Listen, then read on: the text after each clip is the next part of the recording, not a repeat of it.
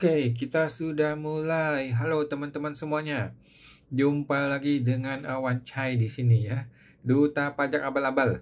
Pelatih konsultan pajak kita yang pertama dan satu-satunya di Indonesia ya. Kita live Instagram gratis ya teman-teman di channel Pajak Smart ini setiap hari Senin jam 8 malam. Dan seperti biasa, gue perlu disclaimer dahulu nih guys ya, bahwa semua yang gue sampaikan di video ini adalah pendapat pribadi gue 100% teman-teman ya. Ini bukanlah kajian akademis, tidak dapat dibuktikan kebenarannya, dan belum tentu juga sesuai dengan peraturan pajak yang berlaku ya guys. Jadi mohon koreksinya apabila teman-teman menemukan ada yang salah gitu ya. Nah, walaupun gue seorang konsultan pajak yang resmi ya teman-teman, tetapi isi video ini bukanlah saran profesional konsultan pajak buat Anda semua ya. Anda semua teman-teman tidak bisa dan tidak boleh menjadikan video gue ini sebagai satu-satunya pedoman bagi Anda ya untuk melaksanakan kewajiban perpajakan Anda gitu ya. Karena kan masing-masing orang punya kasus pajak yang berbeda-beda gitu guys ya. Nah, mohon teman-teman konsultasikan dengan konsultan pajak Anda masing-masing ya, atau ke penyuluh di KPP apabila teman-teman mau bertanya yang lebih spesifik lagi ya tentang pajak Anda masing-masing. Dan seperti biasa, Awan akan tersedia secara gratis ya, langsung di live Instagram Pajak Smart. Tiap hari Senin jam 8 malam. Oke, kita promo dulu nih buat teman-teman yang belum tahu ya. Sekarang kita ada program membership. Bagi teman-teman yang mungkin perlu diskusi langsung dengan Awan ya, dapat bergabung di program membership ini. Teman-teman tinggal daftar di website www.pajaksmartvip.com ya, pajaksmartvip.com. Kita akan bergabung ke grup WhatsApp membership, kita bebas diskusi tiap hari di grup itu ya. Teman-teman juga akan bertemu dengan gue secara langsung hari Selasa jam 8 malam. Besok nih teman-teman ya, kita bahas mengenai kasus pajak akuntansi, seputar dunia pajak akuntansi lah ya. Nanti membership ini akan berbayar teman-teman ya, silahkan bergabung, ada diskon khusus buat teman-teman semua ya di website www.pajaksmartvip.com ya, website www.pajaksmartvip.com ya buat teman-teman. Oke, sebelum diskusi tanya jawab ya, kalau ada yang mau bertanya silahkan dituliskan di kolom komentar guys ya. Sebelum ada yang bertanya, gua akan share dulu informasi terbaru nih. Nah, ini dia informasi terbaru yang kita dapatkan hari ini ya, bahwa data di BA SP2DK itu dapat dianggap data konkret. Bisa jadi landasan pemeriksaan. Jadi intinya sih gini teman-teman ya, intinya apapun yang ada di pemeriksaan itu dapat dianggap sebagai data konkret, bukan pemeriksaan ya, di sebelum pemeriksaan. Data yang dimiliki oleh wajib pajak, data yang di-share oleh wajib pajak, data yang diinformasikan oleh wajib pajak itu dapat jadi landasan pemeriksaan. Kalau dulu pemeriksaan itu kan sering sewenang-wenang ya. Kadang-kadang sesuka hati aja petugas pajak bikin pemeriksaan. Nah, ketemu orang kayak gue tanya dong, apa alasan pemeriksaan? Nah, kalau dia nggak bisa jawab, gue gugat ke pengadilan, kan gitu. Apa alasan terjadinya pemeriksaan ini? Nggak jelas kan? Nah, mereka itu sebenarnya ada alasan sebenarnya, cuman alasan itu tidak berdasarkan hukum gitu ya. Makanya dia tidak mau kasih tahu, dia asal-asal aja dan gua bawa ke pengadilan. Nah, sekarang ini berdasarkan Per 18 2025, alasan yang tadi asal-asalan itu menjadi legal oleh Per 18 ini supaya bisa menjadi alasan yang sah untuk dimulainya pemeriksaan. Mampus lah kita digituin sama oknum pajak ya. Oke, kita lihat data BA ini, kita baca teman-teman ya. Data yang telah diterbitkan SP2DK dan sudah dibuatkan berita acara P2DK yang memuat persetujuan pemenuhan kewajiban pajak oleh WP dikategorikan sebagai data konkret. Jadi BA SP2DK itu sendiri adalah data konkret. Data yang sudah diterbitkan SP2DK dan berita acara P2DK yang memuat persetujuan WP ya, merupakan data konkret bila pemenuhan kewajiban pajak dalam BA itu tidak dipenuhi sampai dengan batas waktu yang disetujui oleh wajib pajak. Data atau keterangan yang telah diterbitkan SP2DK dan dibuat berita acara yang memuat persetujuan WP atas pemenuhan kewajiban pajak adalah ditandatangani WP. Nah, namun pemenuhan kewajiban pajak itu belum atau tidak dipenuhi sampai batas waktu yang telah disetujui oleh WP yang dapat digunakan untuk menghitung kewajiban perpajakan wajib pajak. Nah, Oleh karena data SP2DK dan BAP2DK yang disetujui itu merupakan data konkret, maka data itu bisa ditindaklanjuti dengan pengawasan ataupun pemeriksaan. Bila DJP memilih untuk melakukan pemeriksaan yang dilakukan adalah pemeriksaan spesifik atas data konkret sesuai dengan PMK 15. Nah, pemeriksaan spesifik adalah pemeriksaan untuk menguji kepatuhan WP yang dilakukan secara spesifik ya atas satu atau beberapa pos dalam SPT, data atau kewajiban pajak tertentu secara sederhana. Jangka waktunya cuma 1 bulan dan jangka waktu pembahasan akhir selama 30 hari, jadi maksimal 2 bulan. Namun, dalam hal pemeriksaan spesifik dilakukan oleh karena data konkret yang mengindikasikan ada kekurangan pembayaran pajak ya, jangka waktu pengujian dipangkas menjadi 10 hari kerja. Adapun jangka waktu PHP pembahasan akhir juga 10 hari kerja ya. Ini mengenai pemeriksaan spesifik oleh karena data konkret. Jadi pemeriksaan spesifik itu 1 bulan plus 1 bulan. Tetapi kalau data konkret itu menjadi 10 hari plus 10 hari. Nah, ada orang komentar nih Pak Norman. Data sudah konkret, pasti ada aja kurang bayarnya. Dan yang lebih bagus lagi, sanksi ADM-nya bisa melebihi pokok pajaknya. Wow, katanya ya. Luar biasa, teman-teman ya. Jadi, data BA aja sekarang sudah bisa menjadi alasan pemeriksaan ya. Ya beginilah cara kerja oknum pajak menurut gua teman-teman ya. Oknum pajak ya begitu cara kerjanya. Jadi kalau data BA bisa menjadi alasan pemeriksaan, maka seharusnya data BA tersebut bisa dong gua gugat ke pengadilan pajak. Kan bisa aja salah, ya kan? Kemudian ada lagi berita lain yang mengatakan NPPN aja ya, penggunaan KLU itu bisa menjadi data konkret untuk alasan pemeriksaan. Lah, kalau gitu boleh nggak data KLU itu gua gugat ke pengadilan pajak? Boleh nggak surat pemberitahuan pemeriksaan itu gua gugat ke pengadilan pajak? Harusnya boleh dong, tetapi kan oknum pajak bilang nggak boleh. Jadi dia boleh gugat kita, kita tidak boleh gugat dia. Memang bangke itu oknum pajak itu ya. Jadi intinya saat ini dengan terbitnya Per 18 2025 ini, semua data yang ada di sistem pajak, termasuk KLU, NPPN, berita acara, semua itu dapat menjadi alasan untuk dimulainya pemeriksaan ya. Nah, apa kabarnya Pak Purbaya yang kemarin bilang tidak mau mengganggu pengusaha dahulu katanya. Yang katanya mau mendukung pertumbuhan ekonomi dahulu katanya. Lah, ini Per 18 justru melegalkan tindakan sewenang-wenang. Justru melegalkan tindakan sesuka hatinya oknum petugas pajak gitu loh. Gimana kabarnya Pak Purbaya ini? Aduh, Purbaya. Oke, teman-teman. Kita akan diskusi tanya jawab ya. Silakan dituliskan di kolom komentar kalau ada yang mau bertanya ya. Mudah-mudahan saya bisa menjawab. Oke, kita mulai dari Bapak Sahkawo. Halo Pak Sahkawo. Koko mau tanya, untuk biaya promosi sponsor harus apa tidak pakai PPh? Jawabannya harus ya. Jadi biaya promosi itu kan sama seperti kasih hadiah ke orang ya. Baik itu bentuknya barang ataupun uang ya. Menurut gua itu sama aja kasih komisi, sama aja kasih hadiah, maka itu perlu dipotong PPh. Oke, PPh 23 yang 15% akan lebih bagus karena lebih tinggi nilai pajaknya. Kalau menggunakan PPh 21 atau 23 yang 2%, 2,5% juga boleh, tetapi mungkin jasa manajemen gitu ya. Jadi seperti itu sih Pak. Menurut saya sih lebih cenderung dipotong pajak karena itu boleh dianggap sebagai jasa atau hadiah dan sebagainya dan kawan-kawannya. Oke, nah teman-teman tuh Pak Sakawo.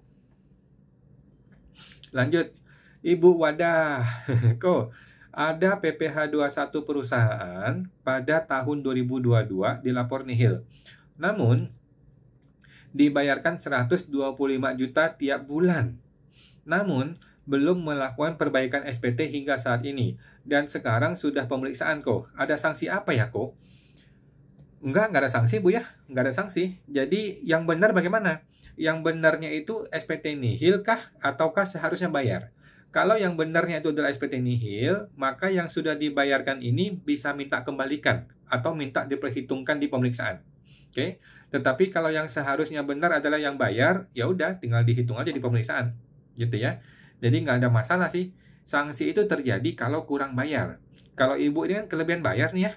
Jadi harusnya nihil malah kelebihan bayar. Kalau gitu harusnya minta kembalikan atau dikurangkan dari yang hasil pemeriksaan. Oke, seperti itu yang saya ketahui ya. Selamat bantu Bu Wadah. Ibu Erina Risyadiani, malam kok izin tanya, apakah asuransi jiwa harus masuk ke SPT? Nah, jadi gini Bu, kalau ini belum terjadi untuk kedepannya nih ya, maka menurut saya asuransi jiwa dilaporkan saja senilai preminya. Jadi kalau Bu bayar nih premi setahun bayar 10 juta gitu ya, ya udah ya, diakui sebagai investasi lainnya 039 sebagai investasi 10 juta. Ntar tahun depan tambah 10 jadi 20, tahun depan tambah 10 jadi 30 juta. Oke? Tetapi kalau yang sudah terlanjur tahun-tahun kemarin, yang sudah nggak dilapor, udah nggak usah lapor. Karena kan asuransi jiwa itu kan tidak ada nilai tunai, gitu ya. Seharusnya tidak usah dilapor.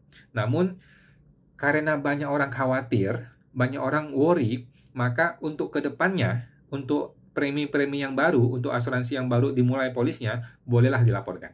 Oke, laporkan nilai preminya aja. Oke, lanjut. Apakah BPJS Tenaga Kerja link ke PPh 21? Kita anggap iya, ya. Jadi banyak orang masih pusing, ragu-ragu ya, apakah BPJS TK itu link atau tidak link dengan SPT pajak PPh 21? Jawabannya kita berasumsi ngelink, ya. Jadi jangan lagi ada manipulasi, jangan lagi membedakan antara SPT dengan BPJS. Data gaji di SPT PPh 21 dengan data gaji di BPJS itu harus sama, gitu ya. Nah, kenapa orang tidak sama? Karena orang berpikir BPJS sama DJP itu belum nyambung, gitu kan. Tetapi kan suatu hari akan nyambung, ya kan? Dan beberapa kasus sudah nyambung nih. Nah, ketika dia sambung, maka sudah nggak ada lagi perbedaan BPJS dengan SPT harus sama. Oleh karena itu, kita berasumsi bahwa mereka sudah ngelink. Dengan kita asumsi seperti itu, kita tuh tidak lagi berusaha memanipulasi, gitu ya. Jadi samakanlah data PPh 21 dengan data BPJS, oke? Kemudian, dan harus sama nominal gaji yang dilaporkan. Betul Bu, betul ya. Jangan ada perbedaan antara BPJS dengan SPT PPh 21. Kecuali PPh 21 itu gajinya di bawah UMR. Itu kan terpaksa tuh BPJS-nya harus naikin dengan minimal UMR. Itu nggak apa-apa. Tetapi yang tidak boleh adalah di SPT lapor gaji 10 juta, begitu BPJS lapor gaji cuma 6 juta. Nah, itu tidak boleh. Begitu ya. Nah, untuk ke depan aja Bu ya, negosiasi dengan petugas BPJS-nya untuk ke depannya kita perbaiki. Untuk yang sudah lewat ya sudah nggak usah lah repot gitu ya. Nah, teman-teman tuh Bu Erina Risyadiani.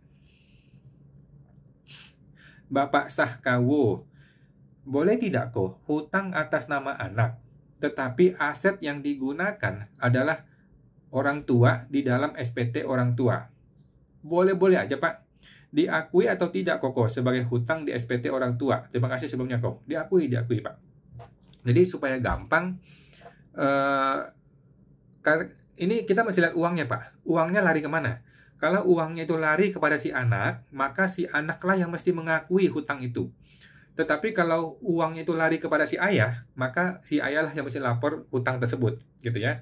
Nah, ke depannya kalau bisa Pak ya, kalau bisa usahakan si A yang berhutang, si A juga yang menggunakan uangnya. Nah, si B yang pakai uangnya, maka si B juga yang berhutang. Dokumennya maksudnya ya. Nah, kalau memang itu nggak bisa ya nggak apa-apa. Kalau itu nggak bisa, maka ikutilah kondisi sebenarnya. Siapa yang sebenarnya punya hutang? Siapa yang sebenarnya menggunakan hutang tersebut? Maka dialah yang lapor data hutang tersebut. Oke? Teman-teman tuh Pak Sakawu.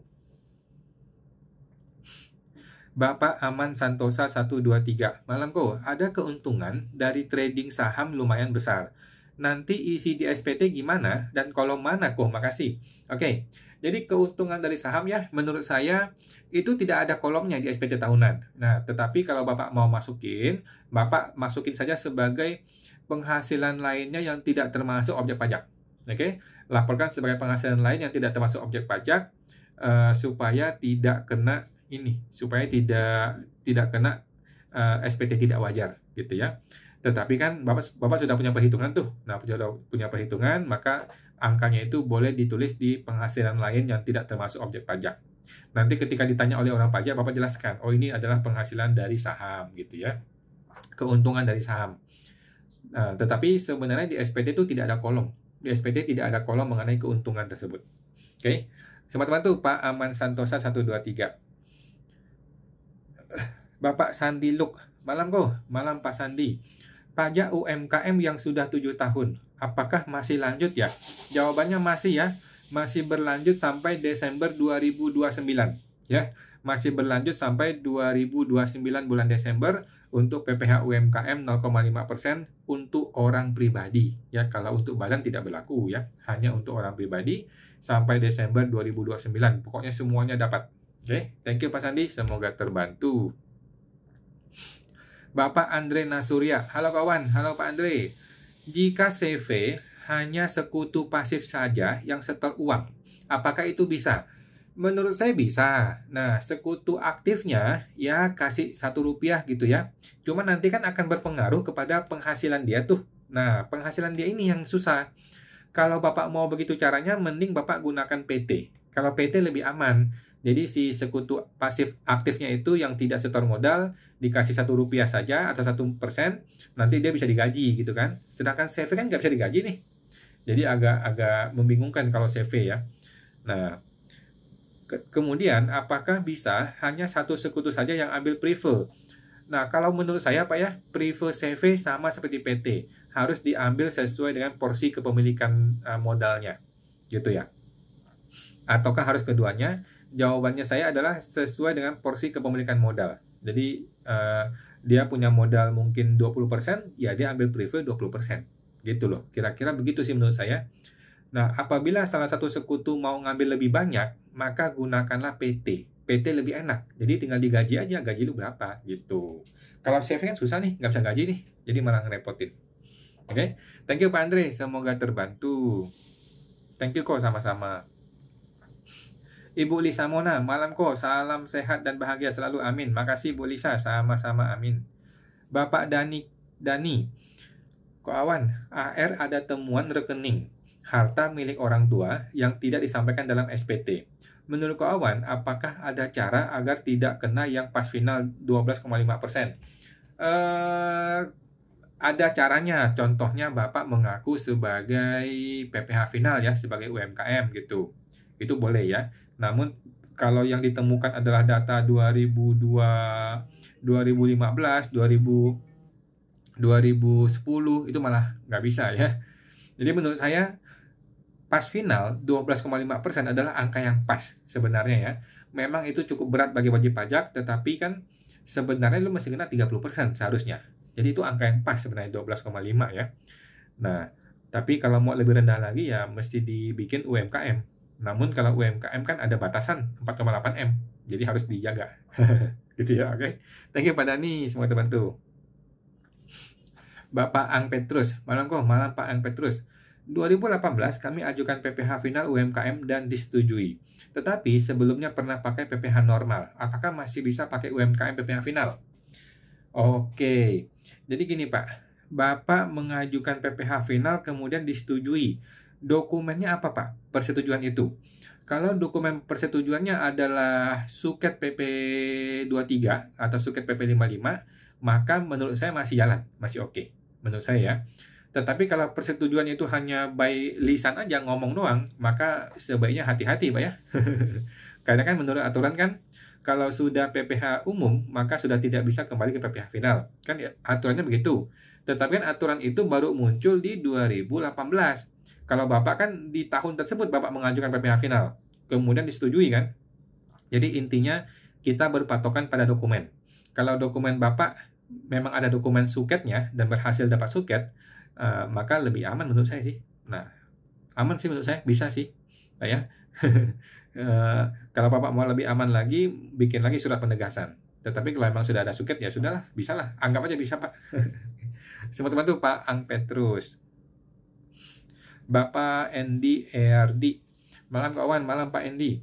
Mau tanya, apakah ada rasio persentase antara omset penjualan dengan laba dari sisi fiskal? Jawabannya tidak ada. Ya, cuman pemeriksa pajak itu kadang-kadang kesulitan nih ketika periksa orang.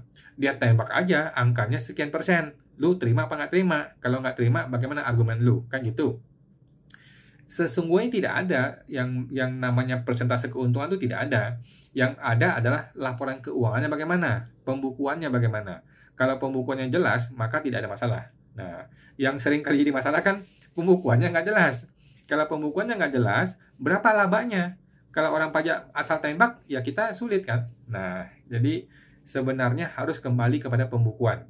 Jadi semua orang akunting, semua perusahaan harus kembali kepada akunting. Akuntingnya harus benar. Gitu ya. Kalau akuntingnya benar, maka tidak ada yang namanya rasio-rasio begitu. Ya ikuti aja akuntingnya. Gitu. Oke. Thank you teman-teman tuh Pak Engdi IRD. Bapak Kopi Golden. Kalau untuk beli asuransi yang nanti ada returnnya 15 atau 20 tahun kemudian, itu perlu lapor SPT nggak kok? Jawaban saya lapor Pak ya. Laporlah senilai premi yang kita bayar. Oke? Laporlah premi asuransi itu senilai premi yang kita bayar. Nanti tiba-tiba tahun ke-10 kembali 120% gitu ya. Maka yang 20%-nya itu, yang kelebihannya itu adalah keuntungan, capital gain, itu kena pajak PPh umum. Nah, kira-kira gitu. Oke. Teman-teman tuh Pak Kopi Golden. Bapak Sahkawo. Koko, lanjut yang promosi dan sponsor. Mereka tidak mau dipotong, itu bagaimana? Gampang ya. Kalau mereka nggak mau dipotong, ya kita jadikan gross up ya. Kita gross up saja, kita naikin gitu. Apakah PT sendiri yang akan bayar? Betul. Dan lapor PPh-nya? Betul. Atau bagaimana? Betul ya. Karena mereka tetap nggak mau potong. Ya nggak apa-apa. Jadi ketika kita membayar, kita gross up. Ya, apa itu gross up? Bapak tinggal buka ke Google ya, cek ke Google apa definisi gross up. Intinya adalah kita menanggung PPh-nya, gitu loh. Kita naikin dikit, kita potong PPh-nya, kita nanggung PPh-nya, gitu ya. Namun tetap wajib minta KTP atau NPWP ya untuk kita potong PPh 23 21-nya, gitu. Cuman mereka terima bersih, gitu. Kita bikin bukti potong, kita yang bayarin, gitu loh. Alias kita yang tanggung PPh-nya. Oke? Teman-teman tuh Pak Sahkawo. Bapak Aman Santosa 123. Tanya lagi kok. Ada warisan dari orang tua untuk 2 anak berupa rumah dan deposito. Sedangkan saya tinggal di luar negeri.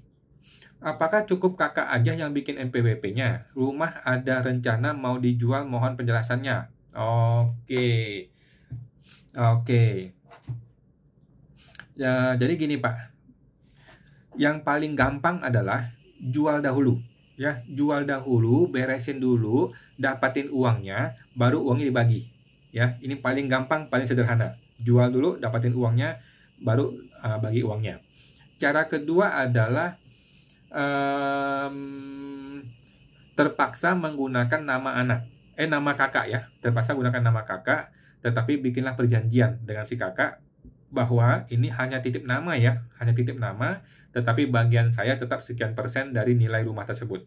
Kemudian buru-buru dijual, segera dijual. Gitu Pak. Terpaksa begitu ya. Jadi nanti si kakak hanya mengakui bagian harta persentase dia saja. Kalau bagian dari 50% ya udah 50% gitu. Sedangkan si adiknya itu kan di luar negeri. Dia tetap mengakui tetapi tidak ada SPT kan. Nanti begitu rumah itu kejual, langsung uangnya kirim keluar, kasih ke dia. Gitu. Oke. Teman-teman tuh Pak Aman Santosa 123. Bapak Endi Yerdi. Malam kawan, malam Pak Endi. Mau tanya, apakah ada rasio persentase dari omset penjualan dibandingkan dengan laba? Tidak ada Pak ya. Contoh, omsetnya 100 miliar, sedangkan laba hanya 1 miliar. Apakah ini normal dari sisi fiskal? Nggak ada urusan Pak ya. Tidak ada urusan normal atau nggak normal. Yang ada adalah pembukuan. Kita mesti lihat bagaimana pembukuannya. Kalau pembukuannya rapi, mau dia untung 10%, 20%, ataupun rugi, terserah, bebas gitu ya. Nah, yang sering kali terjadi adalah pembukuannya tidak rapi. Ketika pembukuan tidak rapi, orang pajak nggak peduli. Pokoknya lu untung 30%, dia bilang. Kalau lu bilang untung bukan 30%, silakan buktikan. Mampus kita digituin ya. Nah, jadi sebaiknya perusahaan itu harus rapi sejak awal pembukuannya. Oke. Selamat bantu Pak Endi RD. Bapak Bobby Bola 16 malam kok. Cara memenuhi syarat administratif supaya dividen tidak kena PPh 10% bagaimana ya? Terima kasih. Oke, yang pertama, uang itu ditransfer dari rekening PT ke rekening pribadi. Oke. Yang kedua, dari rekening pribadi Bapak belikan SBN ya, SBN atau ORI atau sukuk atau deposito. Oke, biar gampang ya. Sebenarnya banyak instrumen. Cuman karena Bapak bertanya, saya kasih yang gampang saja. Uang itu belikanlah SBN. Tahanlah selama minimal 3 tahun. Kan sekarang kan SBN ada yang 6 tahun, ada 4 tahun gitu ya. Nah, tahanlah di SBN minimal 3 tahun. Oke.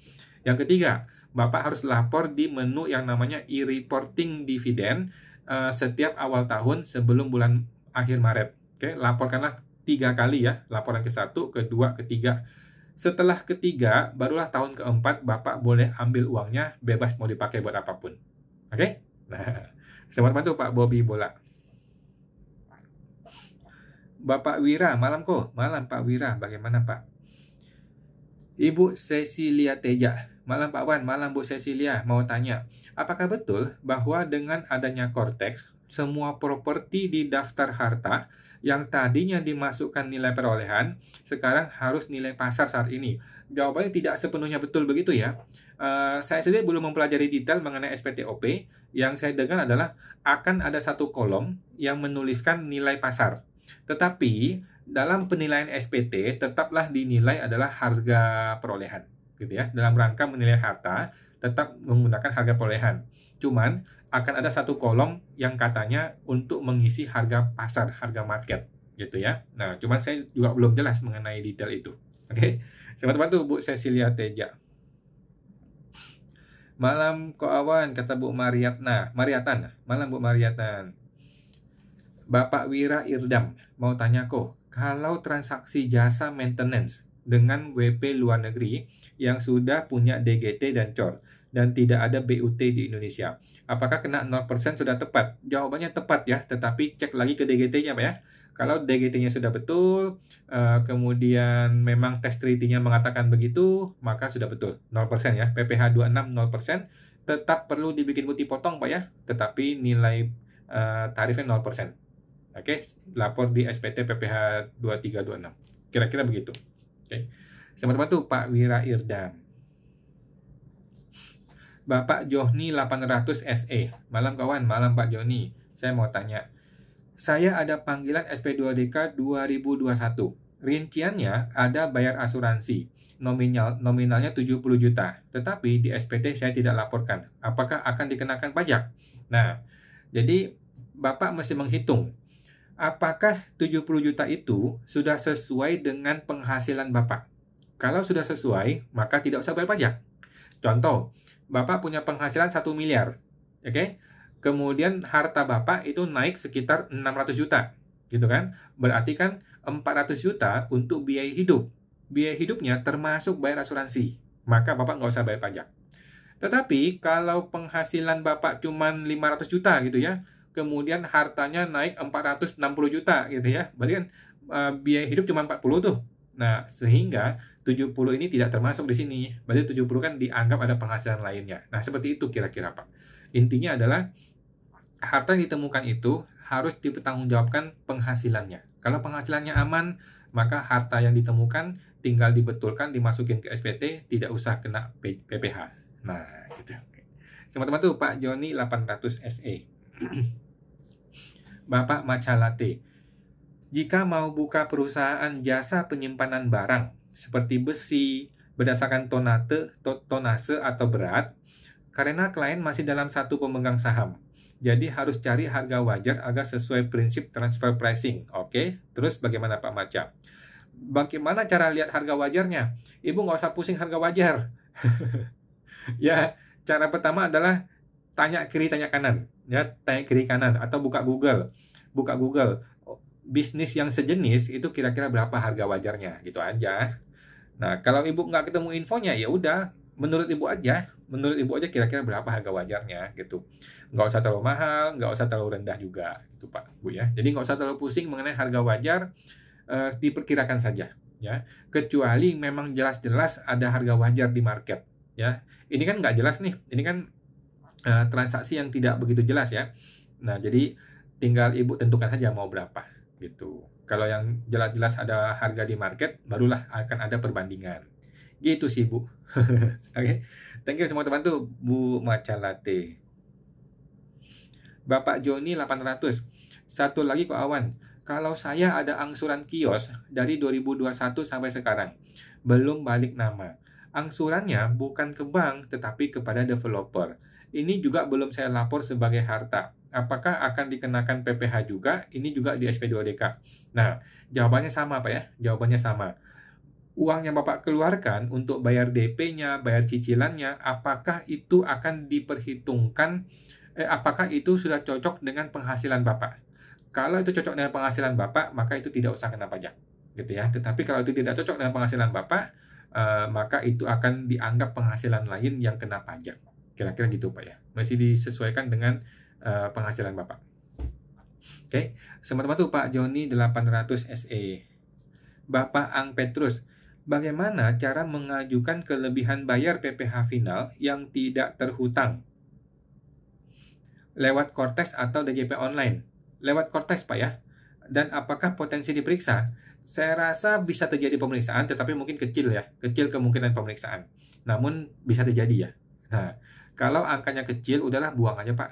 Ya, lupakan aja. Tetapi kalau angkanya besar, Bapak mau minta balikin, ya boleh lah. Boleh diminta pengembaliannya melalui Kortex. Oke? Teman-teman tuh Pak Ang Petrus. Bapak Sahkawo. Nah, itu nggak mau kasih NPWP-nya. Kalau nggak kasih NPWP, minta nomor NIK-nya Pak ya. Minta nomor NIK-nya. Kalau dia nggak mau kasih nomor NIK-nya, nggak usah kasih duitnya Pak. Nggak usah bayar. Ya. Jangan berurusan sama orang yang mau bikin kita cilaka. Gitu ya, ngerti nggak maksudnya Pak ya? Jangan kita mau selamatin orang lain, tapi kita masuk jurang. Jangan ya. Jadi kalau dia tidak mau kasih KTP-nya, ya udah nggak usah ada urusan sama orang itu, gitu ya. Jangan ada urusan keuangan sama orang itu, karena dia selamat kita yang cilaka, gitu ya. Jadi kalau mau bayar, baik itu biaya promosi, biaya apapun, dia harus punya KTP, ya. Ini masalah uang ini, gitu. Jadi harus berani menekankan seperti itu. Dan Bapak coba ngomong pelan-pelan ya. Kalau saya kasih uang ke kamu, kan saya mesti tanggung jawab nih. Tanggung jawaban saya kepada pajak bagaimana kalau nggak ada nomor KTP-nya gitu loh. Oke. Nah, kalau tetap ngeyel, tetap nggak mau, ya udahlah, nggak usah berurusan lah sama orang seperti itu. Kita mau selamatin dia, kita yang cilaka nanti. Gitu ya. Oke. Selamat bantu Pak Sakawo. Bapak Sakawo, bagaimana kok mereka nggak mau kasih datanya? Kalau nggak mau kasih data, nggak usah kasih uangnya, ya beres. Nggak usah kasih uangnya, cari teman yang lain ya. Kita mesti cari teman yang mau bersih pajaknya. Jangan berteman sama orang yang tidak mau bersih pajaknya, karena kita bunuh diri. Gitu. Oke, thank you Pak Sakawo. Ibu Dewi Huang, jika seorang karyawan ada usaha sampingan, apakah omsetnya bisa pakai 0,5%? Jawabannya bisa ya. Sepanjang dia memenuhi syarat. Maksudnya itu usaha sampingnya itu jualan barang, bukan pekerjaan bebas, bukan jasa gitu ya. Maka itu bisa pakai 0,5%. Gitu, walaupun dia seorang karyawan. Oke, thank you Bu Dewi Huang, semoga terbantu. Ibu Nurilma Maulida, kok kalau ambil prefer di atas laba gimana? Jawabannya itu adalah pengambilan modal ya. Jadi kalau labanya 100, tiba-tiba dia ambil prefer 130, maka 30-nya itu adalah penurunan modal, pengambilan modal. Gitu ya. Sama seperti dividen. Kalau dividen diambil penuh, kemudian diambil lagi, yaitu namanya pengurangan modal atau bayar gaji tambahan gitu ya. Tetapi kalau prefer kan nggak ada gaji, sehingga di CV itu pengambilan melebihi prefer itu ya sama aja pengurangan modal. Oke, teman-teman tuh Bu Nuril Maulida. Ibu Linda Zahra, Kak mau tanya, kenapa sekarang KPP tiba-tiba menerbitkan surat pemeriksaan langsung tanpa ada SP2DK atau surat konfirmasi penjelasan atas data yang tidak sesuai dengan data KPP? Jawabannya adalah suka-suka dia. Ya, jadi orang pajak itu punya kewenangan, terserah dia. Dia mau bikin pemeriksaan langsung tidak pakai SP2DK, ya boleh. Ya, kalau dia mau SP2DK dahulu baru pemeriksaan, ya boleh juga. Nah, jadi ibu mesti bertanya pakai surat. Tanyalah kepada KPP, apa alasan saya diperiksa? Apa data yang dimiliki oleh tim pemeriksa pajak sehingga saya diperiksa? Tanyakan. Kalau dia tidak bisa memberikan data tersebut, ibu bawa ke pengadilan. Ibu gugat tuh orangnya. Gitu ya. Tetapi kalau ada datanya ya sudah kita ikuti datanya. Gitu Bu Linda ya. Teman-teman tuh Bu Linda Zahra 23. Bapak Bobby Bola 16. Terima kasih jawabannya kok. Sama-sama Pak Bobby. Tanya lagi. Kalau waktu TA 2016 dulu, ada harta yang salah lapor. Nominalnya benar, tetapi nama banknya salah. Apa ada konsekuensinya? Nggak apa-apa, Pak. Yang penting rupiahnya. Kalau saya sih selalu berpatokan rupiahnya. Kalau rupiahnya benar, maka kita aman. Mengenai detailnya, namanya, tulisannya, kalau ada yang salah, ya tinggal diperbaiki. Gitu ya. Selamat waktu Pak Bobby Bola 16. Ibu Meli, malam kok. PMK perpanjangan UMKM apakah sudah ada? Jawabannya belum ada ya, karena Purbaya juga masih sibuk sekali ya, masih sibuk pencitraan, masih sibuk datang ke Bank BNI, masih sibuk bertemu dengan para menteri-menteri. Jadi Pak Purbaya masih sibuk ya. Nanti urusan mengenai rakyat jelata nanti dulu ya. Mungkin 3 bulan lagi. Ya udahlah, nggak apa-apa lah. Kita anggap aja sudah betul ya. Intinya PPh final UMKM diperpanjang sampai Desember 2029. Oke. Thank you Bu Meli, semoga terbantu. Bapak Dedi Wie. Malam kawan, malam Pak Dedi. Kalau suami istri usaha bersama, sekarang bisa omset 4,8 M kalikan 2. Betul ya, tetapi saya masih agak ragu-ragu. Saya masih bilang kepada klien, mending jangan deh, gitu ya. MPP masing-masing selama ini makasih kok. Yes. Jadi setahu saya memang banyak orang sudah bilang boleh 4 kali 8 kalikan 2 sehingga total 9,6 M. Lebih aman lagi kalau dia bikin surat pisah harta ya. Ada surat perjanjian pisah harta akan lebih aman lagi, lebih bagus. Namun kalau saya sih berpikir hati-hati deh, hati-hati. Nanti kalau ketemu orang pajak yang oknum, dia paksakan jadi PKP dua-duanya bisa cilaka kita. Gitu ya. Namun memang arahnya boleh ya. Banyak orang bilang sudah boleh. Oke, selamat bantu Pak Dedi W. Bapak Kopi Golden. Malam Kak Pak Kopi. Kalau beli SBN, lapor di kolom apa Koko dan bunganya perlu lapor juga nggak? Oke, SBN itu di bagian harta, Bapak tinggal tulis obligasi pemerintah. Ya, di bagian harta. Oke, kemudian bunganya Bapak perlu lapor juga ya. Bapak lapor di lampiran 3 yang namanya penghasilan PPh final dari obligasi. Bisa gitu ya. Penghasilan PPh final dari obligasi nilainya 10% kan. Nah, oke. Selamat tuh Pak Kopi Golden.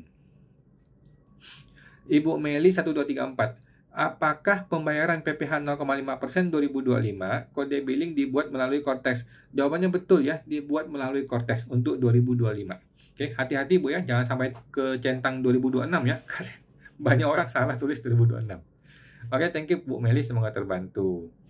Ibu Sierra 5151, Kak Awan, kalau badan PKP ada penjualan yang non PKP, yang kemudian penjualan tersebut diretur, apakah bisa dibuat nota retur? Oke, dia PKP, dia jual non PKP, itu aja udah salah, fatal ya. PKP itu wajib jual semuanya ada PPN-nya. Oh, sorry. Maaf, saya salah paham nih. Dia PKP, dia jual kepada non PKP ya, tetapi ada PPN-nya kan. Nah, kemudian si pembeli tersebut, customer-nya mau meretur ya. Apakah bisa? Jawabannya bisa ya. Jawabannya bisa.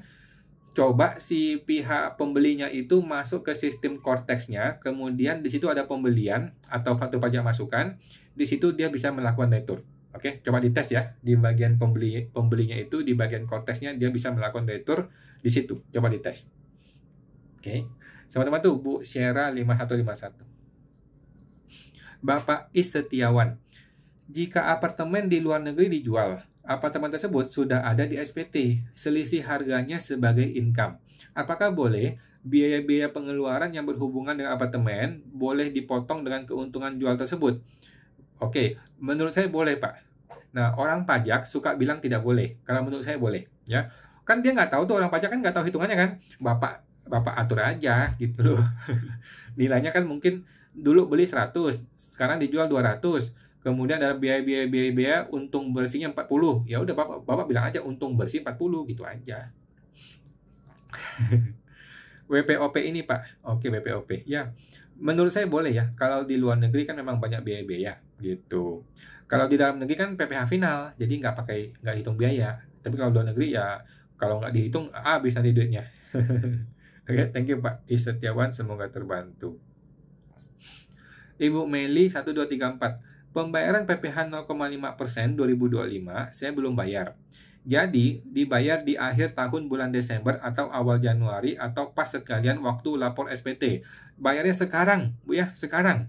Jangan nunggu bulan depan, tahun depan, jangan nunggu akhir tahun, jangan nunggu Januari. Enggak.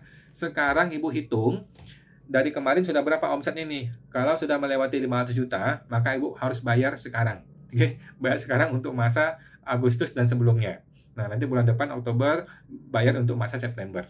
Gitu Bu ya. Jangan tunggu nanti. Kalau nanti malah lupa lagi. Jadi dari sekarang sudah harus rutin membayar PPh 0,5%. Oke. Sama-sama tuh Bu Meli 1234.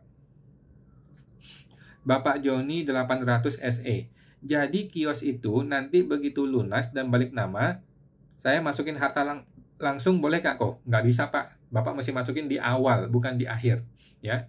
Yang namanya beli properti itu laporkannya di awal, bukan di akhir. Laporkanlah di awal berapa nilai propertinya dan lapor nilai hutangnya. Hutangnya ada berapa. Begitulah cara kita lapor aset Pak ya. Bukan nunggu di akhir sudah lunas semua baru kita masukin tiba-tiba muncul angka yang besar. Tidak boleh begitu. Jadi betulkan SPT-nya, lapor mundur yang benar. Oke. Sama-sama tuh Pak Joni 800 SE. Bapak Ang Petrus. Dapat penghasilan luar negeri, tetapi tidak ada pajaknya. Bagaimana cara melaporkan di SPT tahunan di penghasilan luar negeri? Oke, saya ulang ya. Dapat penghasilan luar negeri, tapi tidak ada pajaknya. Bagaimana cara lapor di SPT tahunan di penghasilan luar negeri? Di mana hasil itu masuk ke rekening luar negeri? Oke, Bapak tinggal laporkan penghasilan luar negeri itu di halaman induk.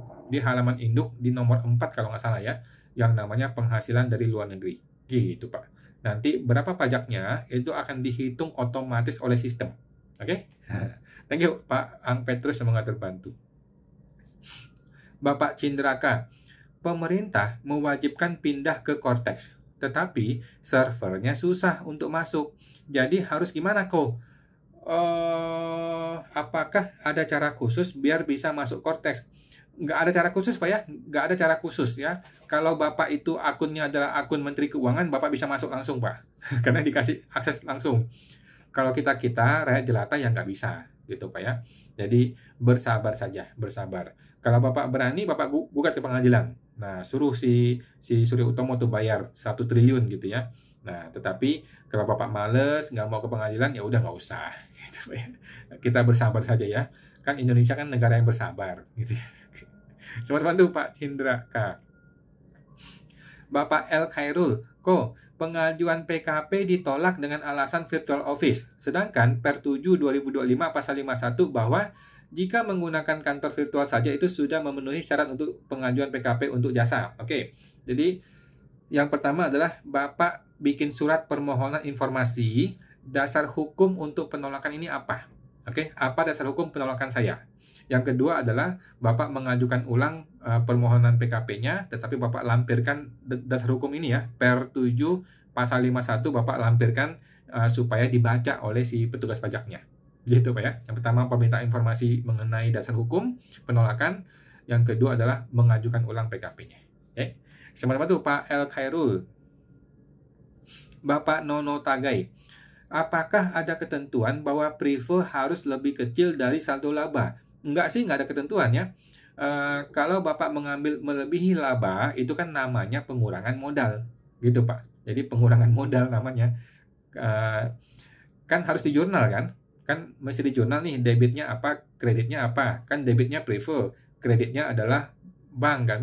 Kalau prive ini melebihi laba tahan, ya sama aja mengurangi modal. Gitu. Oke.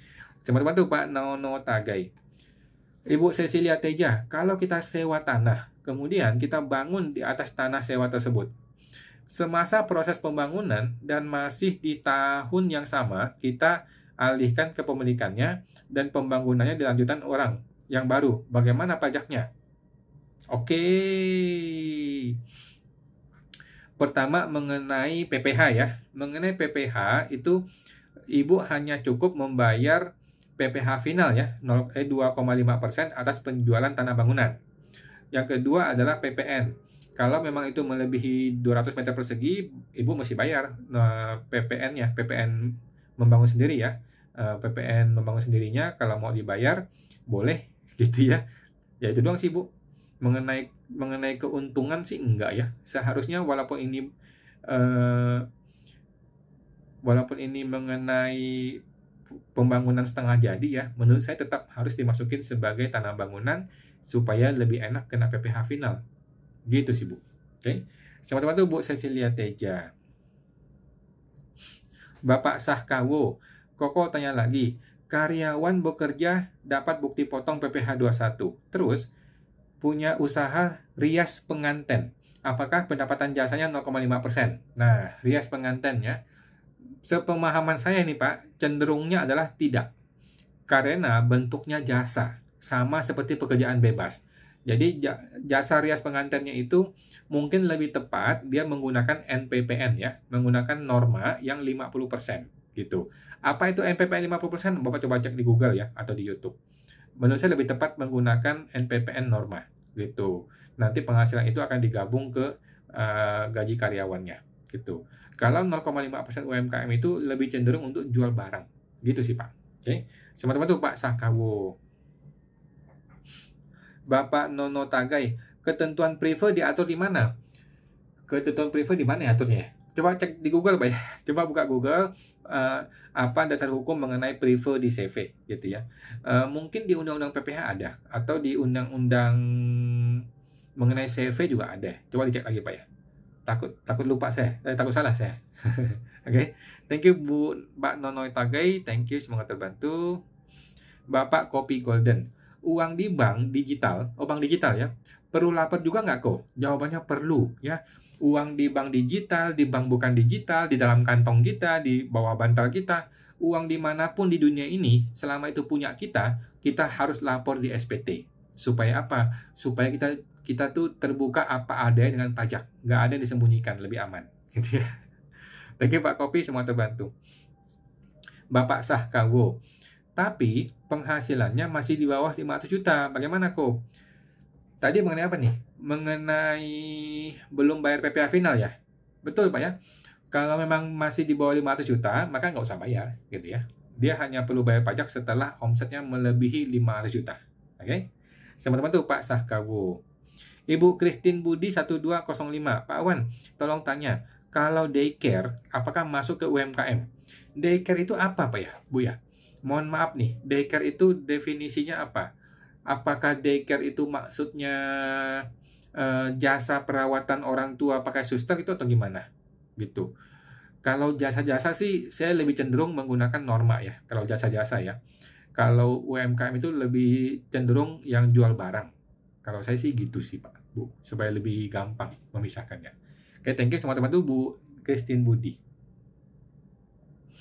Bapak Bobby Bola 16 ko, keuntungan penjualan obligasi yang tercatat di bursa, apakah kena pajak? Keuntungan penjualan obligasi yang tercatat di bursa. Obligasi apa tuh Pak yang tercatat di bursa? Saham kali Pak ya? Kalau saham itu keuntungannya sudah tidak kena pajak. Karena ketika kita jual saham sudah kena PPh final. Nah, ini obligasi bentuknya apa nih? Kalau obligasi yang sudah kena PPh final 10% atau 20% atas bunga, maka itu pun sudah tidak ada pajak atas keuntungan.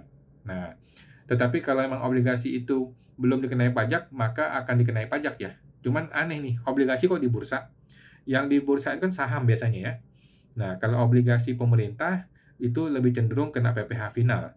Gitu sih. Kalau reksadana, itu penghasilan keuntungannya memang sudah tidak kena pajak. Kalau reksadana ya. Nah, sama-sama tuh Pak Bobby Bola 16. Bapak Is Setiawan. Oke Pak, makasih sama-sama. Bapak Justi 8871. Kok gimana minta SKB warisan pakai dokumen apa saja? Bapak coba buka Google Pak ya.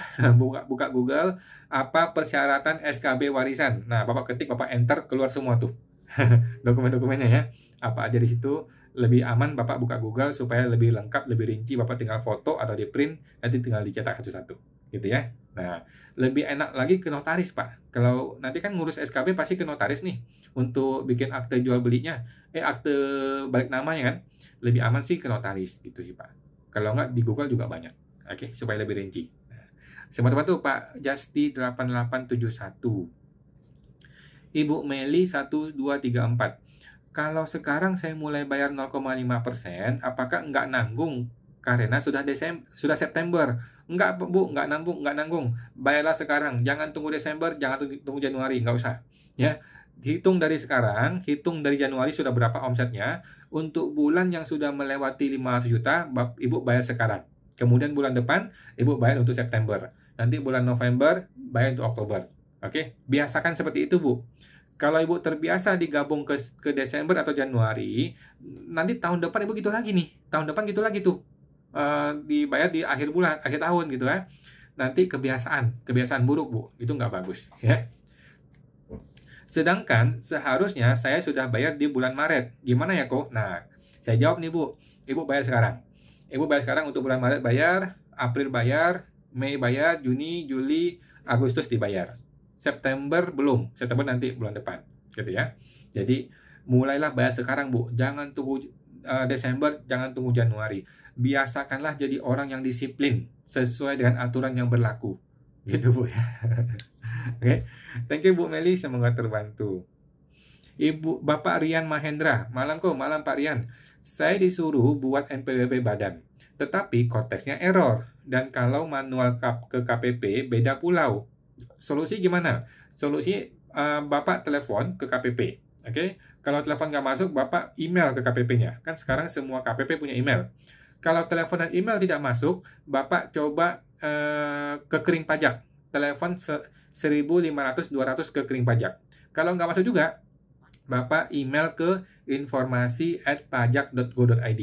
Bilang, saya mau bikin NPWP, KTP-nya ini, alamatnya di sini, tetapi KPP-nya jauh, saya sudah berusaha telepon, email nggak dibalas begitu. Oke? Usahakan via online dahulu, Pak. Oke? Teman-teman tuh, Pak Rian Mahendra. Bapak Cindraka, tentang Cortex. Servernya kan lagi down. Tapi kalau ke KPP, bisa dibantu. Syaratnya harus difoto. Kenapa ya, Ko? Ada cara khusus, tetapi harus difoto. Terima kasih, Ko. Jawabannya adalah suka-suka dia, Pak. Nggak usah pusing, kita ikuti aja. Gitu ya. Memang jadi gini, Cortex itu sendiri ya, pemahaman saya ya, dia punya server di pusat, tetapi itu di internal KPP juga punya data server.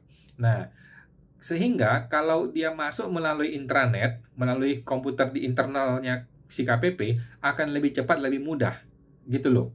Sepemahaman saya begitu.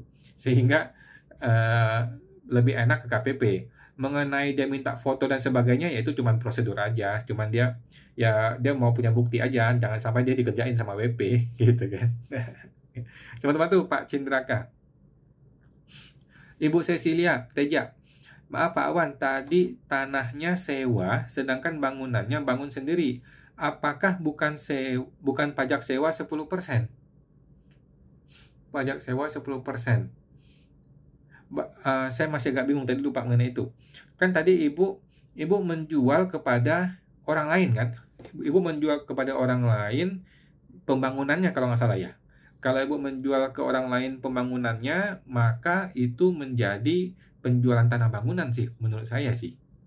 Gitu sih Bu ya. Coba cek lagi Bu, takutnya saya salah. Saya agak lupa tadi mengenai apa. Oke, thank you Bu Cecilia, semoga terbantu. Ibu Christine Budi, daycare penitipan anak. Oke, daycare penitipan anak.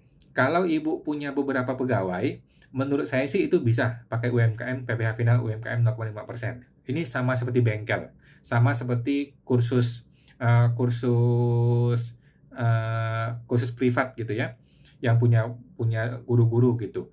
Menurut saya bisa pakai UMKM 0,5% kalau ibu memang punya pegawai.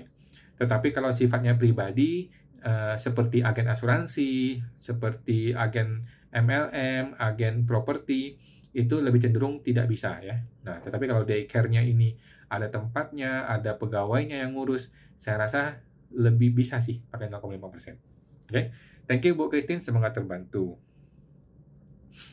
Bapak Dani CRS, Ko Ko Awan, cara mewariskan usaha dari orang tua, gimana ya Ko pelaporannya? Oke, jadi orang tua mau pensiun, diteruskan anak pembayaran PPh finalnya, langsung saja di anak ya Ko.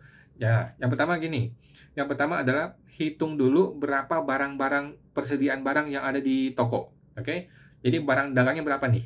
Nah, setelah dihitung, yang kedua adalah buat surat hibah. Jadi si ayahnya itu menghibahkan barang dagang kepada si anak. Oke. Yang ketiga, si orang tua berhenti membayar PPh final mulai bulan depan. Yang keempat, si anak mulai membayar PPh final bulan depan. Oke, setelah melewati 500 juta ya omsetnya ya. Kemudian di SPT-nya si ayah hilangkan barang dagang tahun depan. Kemudian di SPT-nya si anak munculkan barang dagang tahun depan. Udah, gitu doang sih Pak. Jadi yang diwariskan bukan usahanya, yang diwariskan adalah barangnya. Oke. Jadi barangnya yang dihibahkan kepada si anak, kemudian si anak menjual barang tersebut. Gitu. Oke. Coba bantu Pak Dani ya. Bapak Budi IRT2PB. Ku Awan, untuk CV boleh tidak untuk tidak bayar PPh final karena badan hukumnya kan masih melekat ke pemilik gedung milik pemilik CV. Maksud Bapak sewa ya? Kalau dia sewa, boleh-boleh saja Bapak buat yang namanya perjanjian pinjam pakai. Ya, Bapak buat surat perjanjian pinjam pakai, kemudian tidak usah bayar PPh final kan? Berarti kan tidak ada sewa, gitu kan? Nah, cuman dalam prakteknya kadang-kadang AR suka ribut, gitu kan? Lu gimana sih dagang, punya usaha, punya bisnis, ada untung tapi nggak sewa, gitu kan? AR suka ngomel-ngomel gitu. Jadi tergantung Bapak deh, kalau Bapak mau bayar pajak, mau bayar sewa akan lebih bagus. Kalau nggak mau bayar, ya sudah nggak apa-apa. Bikin surat perjanjian pinjam pakai. Oke, thank you Pak Budi, semoga terbantu. Bapak Budi, oh PPh final ya? Yes, PPh final. Ibu Siara 5151, malam kawan, malam Bu Siara. Jika kita ajukan permohonan SKB PPh 22 impor, karena bakal lebih bayar di SPT tahunan. Dengan pengajuan ini, apakah ada resiko kena pemeriksaan kok? Resikonya ada, tapi kecil Bu. Menurut saya sih bisa sih, cuman kadang-kadang ditolak gitu.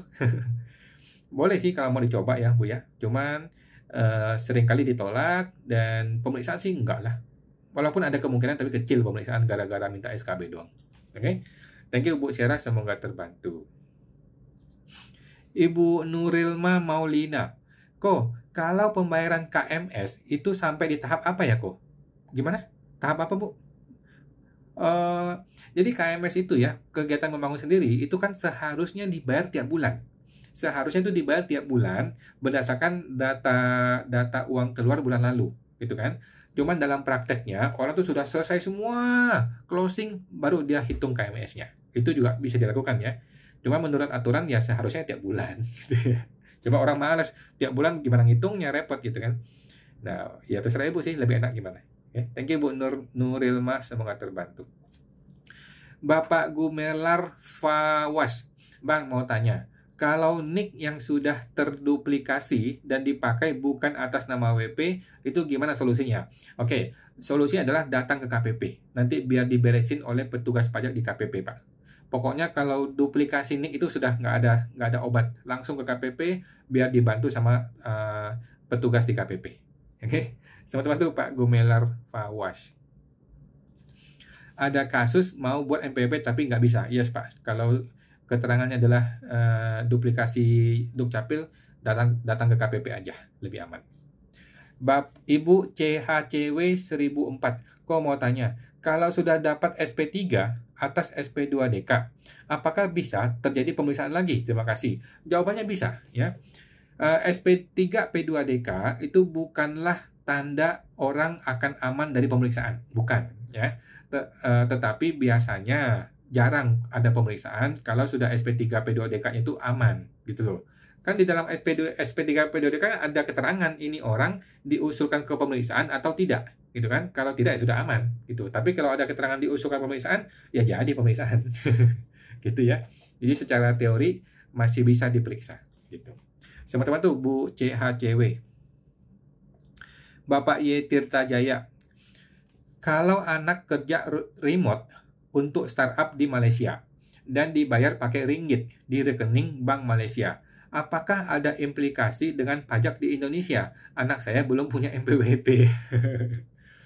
Ya kalau belum punya NPWP dan tidak ketahuan ya diam-diam saja gitu ya. Tetapi kalau dia berniat baik, mau punya NPWP, mau lapor yang benar, maka dia perlu hitung penghasilan tersebut ke dalam SPT-nya dan akan diperhitungkan pajaknya. Kira-kira gitu ya.